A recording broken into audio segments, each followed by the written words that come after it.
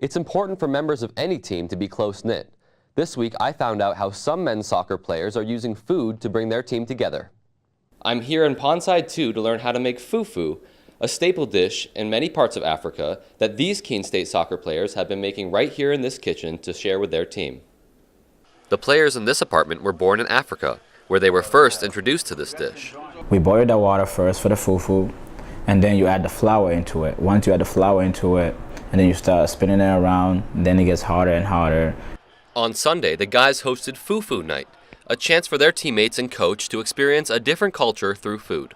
I feel like, why not share with other people what I have or what I know that I can make when I'm making food. I'm like, this person never tried this. Why not have them try and see what they think? I'm glad they all came. They all showed up here. I mean, we had a huge crowd over here. I was very happy about that. So I was very thankful that everybody tried the food and they really liked it. Members of the team say it's important to do events like this in order to bring the team together. It's good to mix the different cultures and bring them all together, and I think it serves as a real strong building point for the team chemistry. No matter what I do, it's always about our team. Like, we help each other like we're family, Just being here, we're all family. Once you put on the Keene State jersey, you're already family. Coach Rick Scott adds that in order to become greater on the field, it's crucial for the team to unite over more than just soccer. I think you build a stronger team when they really work with each other, create some good, strong relationships off the field, away from the playing field. And I think that's critical to their development as not as just soccer players, but as human beings.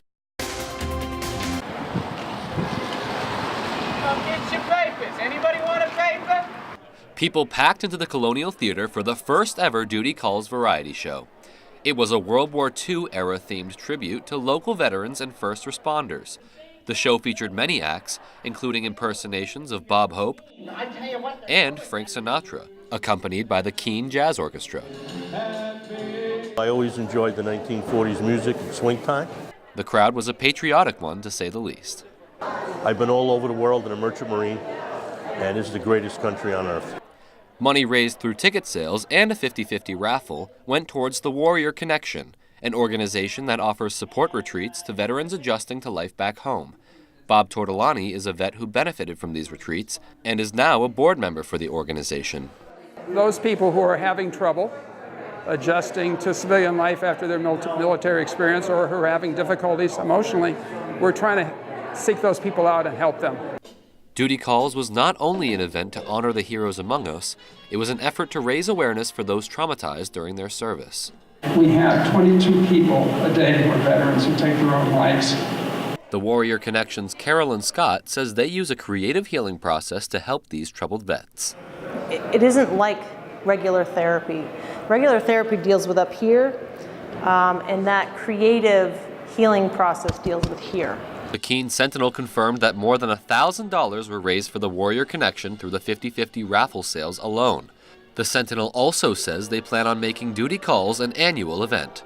Peter Dubois, KSC TV.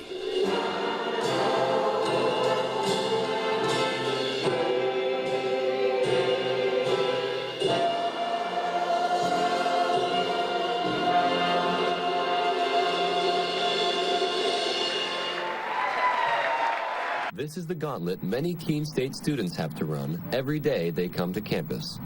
There are a lot of times where I find that cars don't stop for me. I've been involved in a couple close calls. I know my housemates have too. Like, this car is literally stopping at the last possible second. KSC geography professor Dr. Christopher Cusack recently led a study focusing on pedestrian safety here. The study revealed the majority of people walking here do not feel safe crossing the street. 60% of people have indicated, at least their own perception was that they've almost been hit. It is, I think, fortunate that we've only had one student be struck in the crosswalks there. Now the city of Keene is interested in making this area safer. There's one good example of what could be done just around the corner. The proposed improvements to Main Street's crosswalks would make them look a lot like the ones here on Winchester Street. The project would extend the curbs, raise traffic islands, and add flashing lights to indicate when someone is crossing the road. The Sentinel reports this project will cost nearly $200,000. But for many, that's a small price to pay for a sense of safety.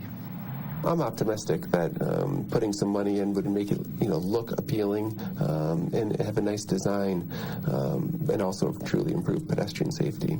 As of now, any improvements to Main Street would not begin until the 2023 fiscal year at the earliest. Peter Dubois, KSC TV. Coming up, the city of Keene is reducing its carbon footprint. We'll show you how. You may have seen steam all over campus. We'll tell you what's behind it. You've heard of March Madness, but how about Maple Madness? Find out how the community is celebrating sugaring season. Those stories and more are next on KSC TV. Good evening and welcome to the March 29th edition of KSC TV News. I'm Peter Dubois. And I'm Peter Evans. Thanks for tuning in this evening. The city of Keene is going green. The latest step in that direction is the introduction of solar power. KSC TV's Haley Patch reports this project has been a success so far. The city of Keene plans on taking the next step by looking at other renewable energy projects in the near future.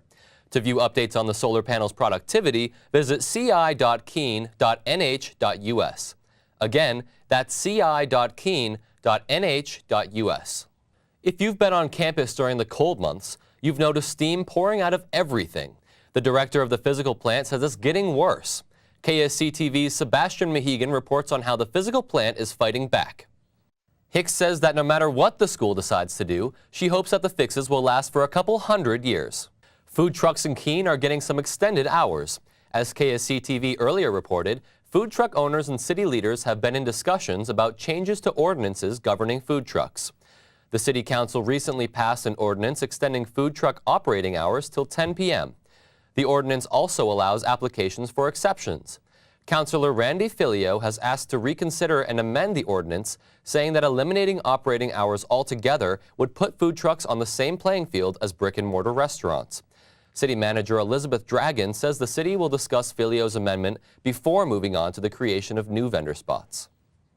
That's all for this edition of KSC TV. Thanks for tuning in.